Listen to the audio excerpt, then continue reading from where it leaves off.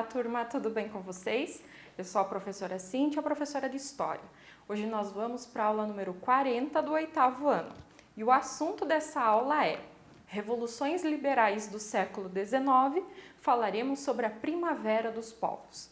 Para o desenvolvimento desse assunto, temos alguns objetivos. São eles: definir o conceito de Primavera dos Povos, identificar os motivos e bases das manifestações da Primavera dos Povos, descrever o contexto político europeu no momento das manifestações, apontar as conquistas e desfecho das manifestações do período e reconhecer a Revolução Praeira do Brasil como evento influenciado pela Primavera dos Povos.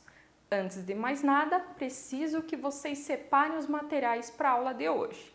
São eles: o livro didático, aquele de sala de aula que trata acerca desse assunto, caderno de história para as anotações das principais informações, mas também depois para a realização da atividade, e também lápis, caneta e borracha. Tendo todo esse arsenal em mãos, podemos ir à luta. Primeiramente, é importante definirmos, dentro do contexto de Primavera dos Povos, o que significa a primavera nesse entendimento. Então, primavera seria o desabrochar, o florescer.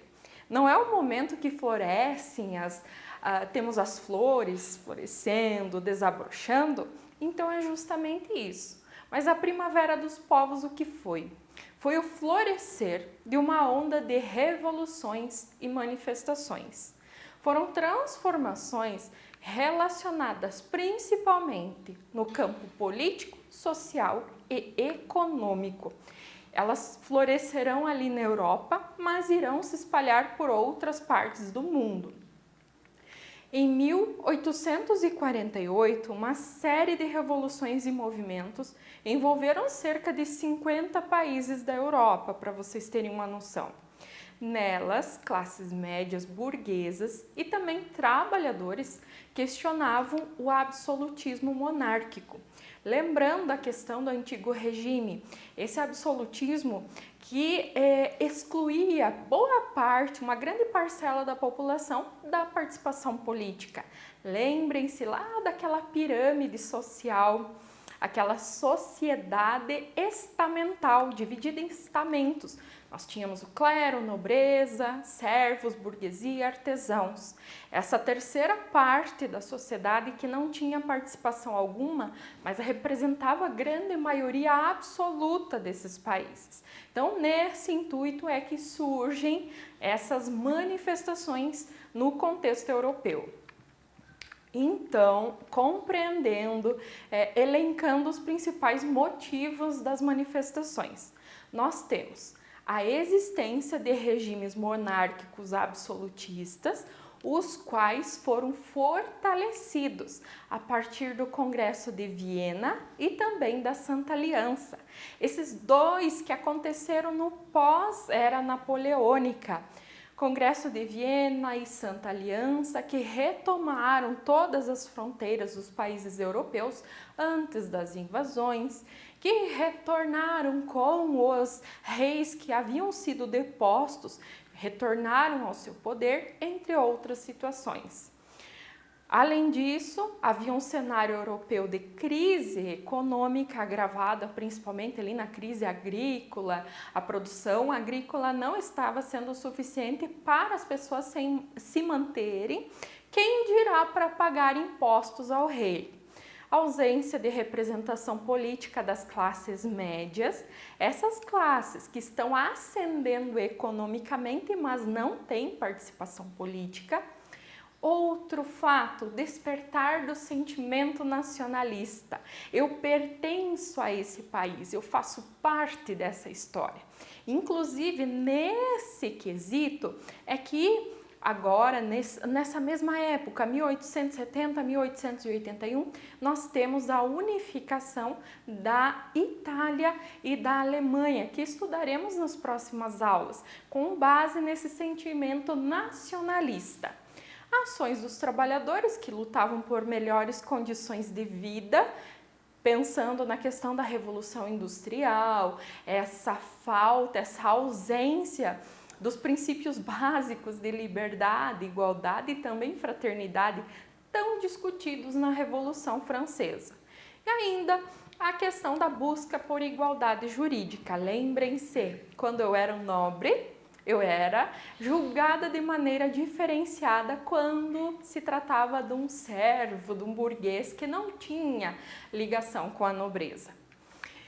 Bases das revoluções do período. Nós vamos ter 4 principais bases. A questão do nacionalismo, do pertencimento a uma nação, do pertencimento a um grupo com a mesma língua, com a mesma história. O liberalismo, que estudamos quando vimos acerca do iluminismo. Lembram aquela ausência, digamos assim, aquela liberdade que o governo dava para as questões econômicas, sociais, liberdade entre aspas, né? Haviam regras, mas não havia essa presença tão forte quanto ali dentro da monarquia absolutista.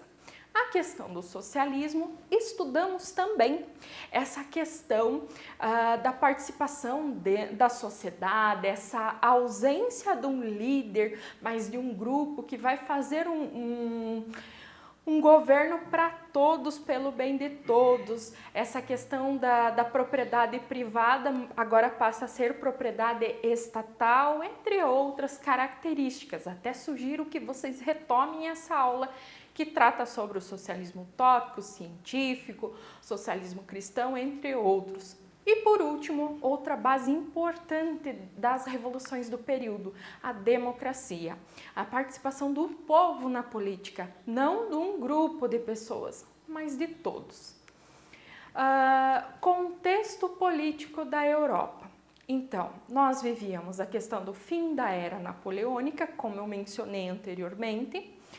O Congresso de Viena e a Santa Aliança foram organizados, questão da Áustria, Rússia, Prússia, restauram o modelo monárquico absolutista e também as fronteiras dos países anteriores às invasões napoleônicas, retomando os seus lugares, aos seus tronos, aqueles reis que haviam sido destituídos.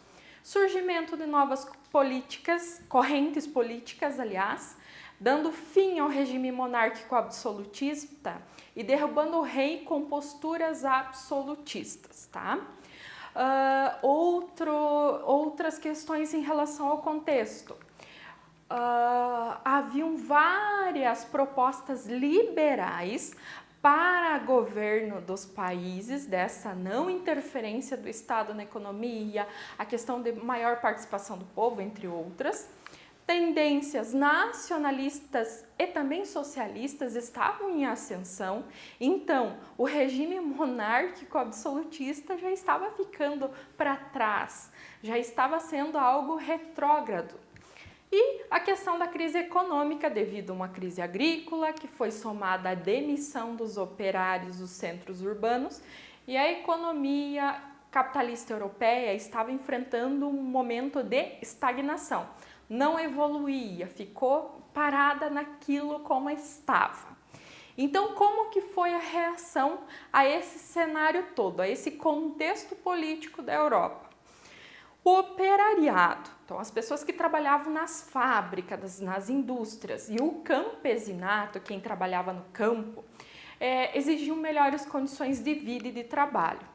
Em 1848 é lançada a obra Manifesto Comunista, que já estudamos em outra aula, de Karl Marx e Friedrich Engels, com ideias revolucionárias de união dos trabalhadores. Trabalhadores, univos, lutai por seus direitos, tomai o poder. Várias cidades acabam sendo tomadas por barricadas, entre elas Paris, França, né? E essas manifestações tiveram um papel importante principalmente para a burguesia. Por quê? Elas asseguraram a igualdade jurídica, sou julgada da mesma maneira, e igualdade civil, com isso levou à questão da participação política, permitiu seu acesso a cargos públicos, que até então eles não tinham, acabaram com os privilégios lá da ordem feudal, em que clero e nobreza eram privilegiados dentro da sociedade, e ainda possibilitou o poder das classes. O desfecho principal ali da Primavera dos Povos foi: forças reacionárias retomaram o controle e as revoluções elas foram dissipadas, né? Foram se acabando aos poucos. A burguesia percebeu o perigo das revoluções sobre a capacidade de união e mobilização dos trabalhadores, gerando assim a rivalidade entre burgueses e operários. Reinos germânicos se unem a partir de um sentimento nacionalista, assim como aconteceu na Itália. Já é um spoiler das próximas aulas. Esses dois países conquistam a sua unificação, tornam-se estados, nações de fato. Outro fator também, sobre a unificação alemã, houve a Guerra Franco-Prussiana, que estudaremos mais a fundo quando tratarmos desse assunto. Nesse conflito, os territórios de Alsácia e Lorena passam para a Alemanha. Então ocorre um sentimento de revanchismo por parte da França, que será solucionado na Primeira Guerra Mundial. Isso é importante vocês compreenderem que dentro da história um assunto liga ao outro, um fato liga ao outro, tudo está relacionado. Então estudamos o passado para compreender o presente e de repente tomarmos atitudes para melhorarmos o nosso futuro. No Brasil, a Revolução Praieira, ainda não estudamos, mas iremos o fazer. Ela se estendeu de 1848 a 1850 na província de Pernambuco e ela foi sim influenciada pela Primavera dos Povos. Foi a última revolta provincial ocorrida no Brasil durante o período imperial. Esse acontecimento ele foi motivado por disputas políticas travadas entre os praieiros e os conservadores durante a década de 1840. Na próxima aula, estudaremos sim sobre o processo que levou à unificação da Itália. Estudaremos sobre uma figura importante que irá aparecer também na história do Brasil, um tal de Giuseppe Garibaldi. Já ouviu falar sobre ele? Na próxima aula eu te conto.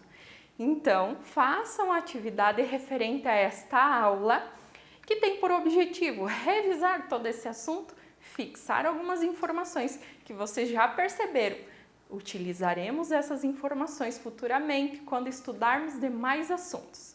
Bons estudos a todos, até a próxima aula, um abraço e tchau!